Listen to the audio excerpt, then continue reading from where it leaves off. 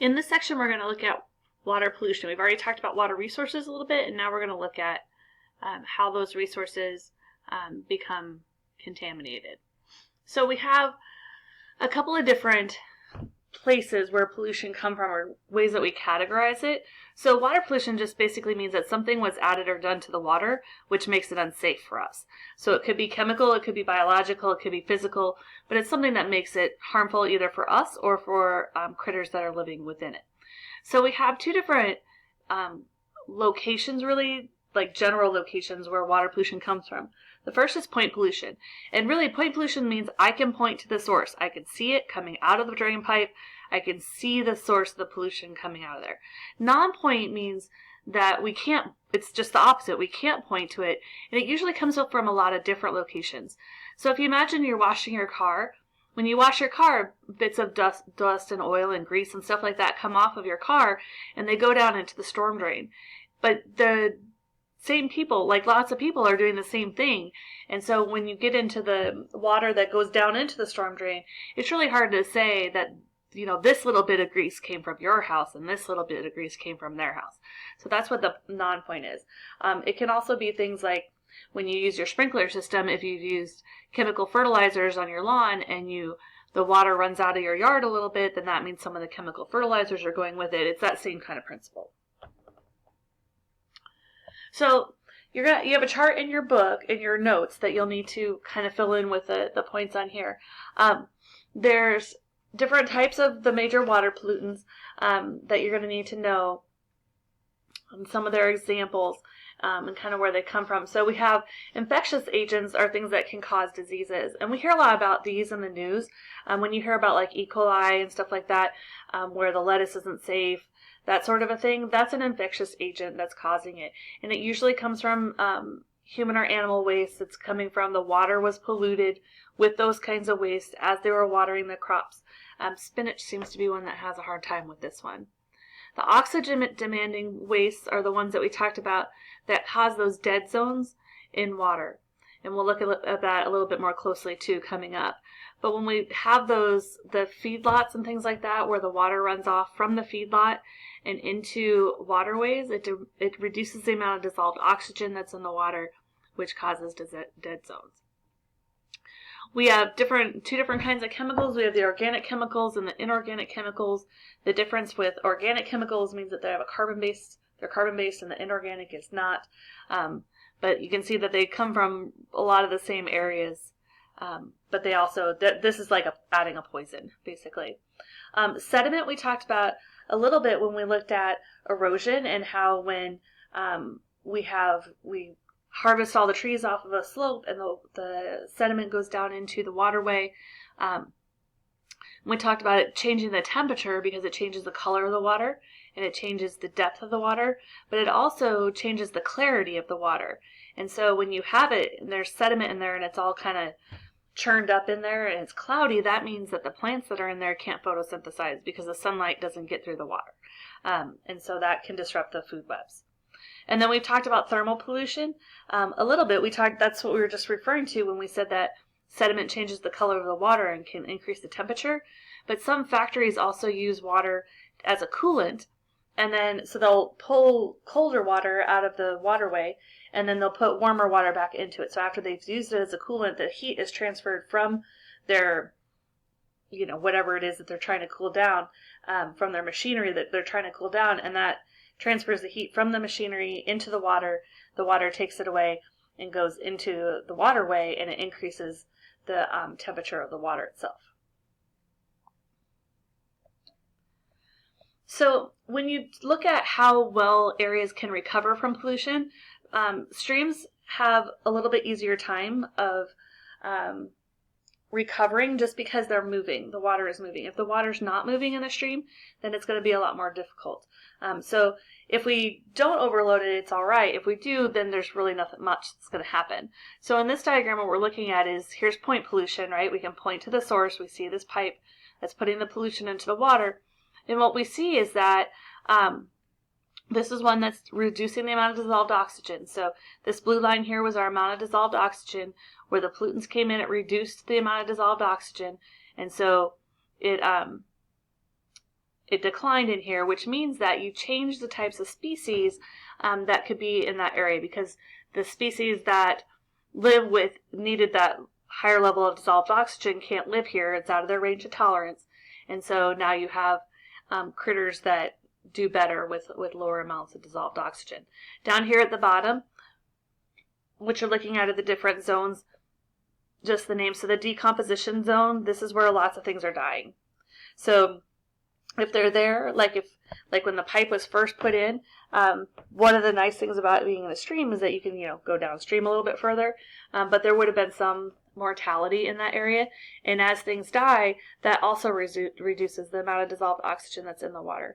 And so it kind of becomes one of those feedback loops in here. And then as the water moves and it can kind of dilute out the pollution, and as it continues to move, that's where you start to get your recovery zone and then back into your clean water. So even though you're downstream, it's not as clean as it was over here necessarily, even though it says 8 parts per million. That might be true. That might also not be true. So it just kind of depends. But eventually downstream you will get to that part where it's diluted enough.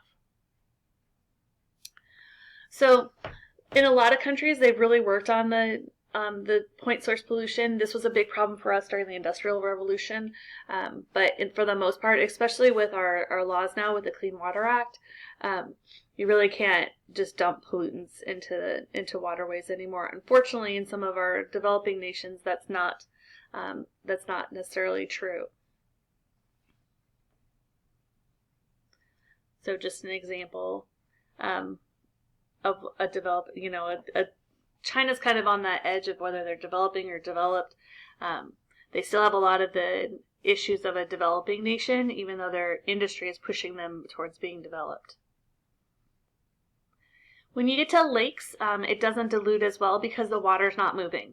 So with streams, you have that constant motion of water. With lakes, you have water that's being dumped into the lake, and then it kind of stays there. And you do usually have a discharge of the lake. You have a stream that's going out. But usually, because it's a lake, it's bigger, and so the water slows down as it gets to the lake, and then it moves through. So you tend to have a lot more of the pollutants that are settling down into the soils and staying around for a while.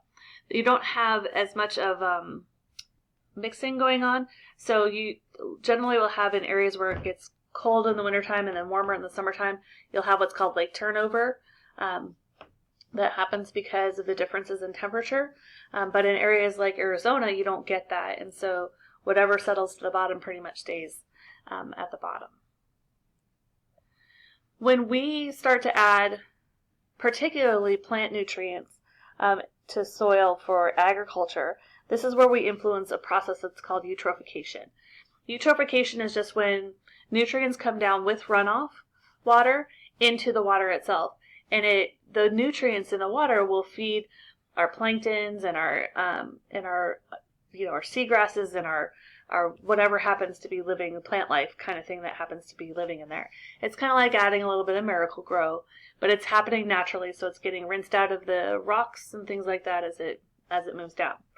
Cultural eutrophication, cultural referring to us, means that people have accelerated how many nutrients are getting into there. And a lot of times this is happening because of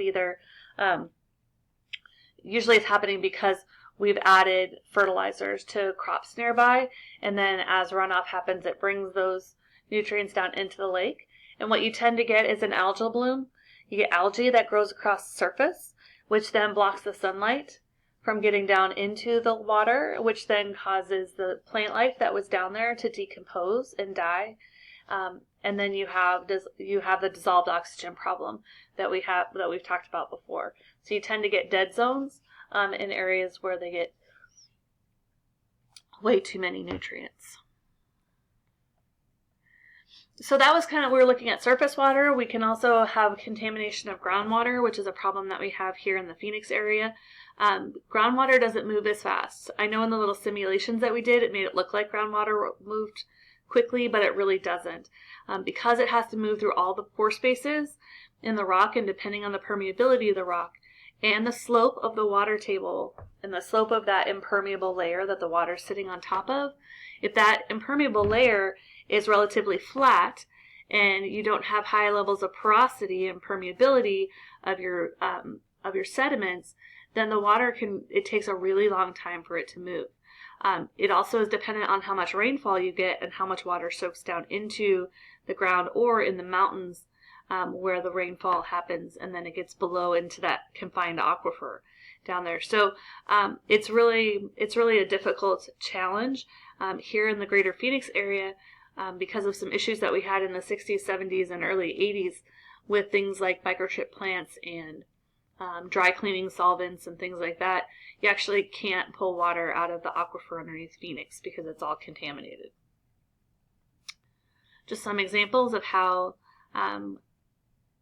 pollution can get down into our groundwater. We'll talk a little bit about what this hazardous waste injection well is in our next unit when we talk about our waste disposal. Really anything that we put underneath the ground, there's that possibility of something like cracking a seal or something like that where it can get into the water table. Other things that we do is we tend to spray things, so not just fertilizers, but things like DDT, which is a pesticide. All those kinds of things can get into our water. So we have things that don't break down, that will stay there forever unless we clean them out. And so we do have something like toxic lead. We made our pipes out of lead there for a while, and so that gets into the water supply and won't come out. And then we have things that, like the DDT, where it can take generations for it to actually come out of our water supply. When we look at in some urban areas, in specifically around houses and things like that, if we have contamination of our groundwater, it's going to move in the same direction that the groundwater does. But the thing about, so this is a gasoline tank, and if the tank leaks, remember gasoline vaporizes, and these are all open pore spaces up in here. So down here this is your water table, this is your saturated zone, this is your unsaturated zone. And in that unsaturated zone, because there's air spaces in there, then the gasoline can vaporize, and that's what this is showing, is that the gasoline is vaporizing. And then it's getting into people's basements and things like that, and can cause problems in their homes. This one's a well here, so it can contaminate wells as well. But it's just moving down with the water table, and it's called a pollution plume. And you'll see that it starts out very narrow at the point, and then it gets wider as it goes on.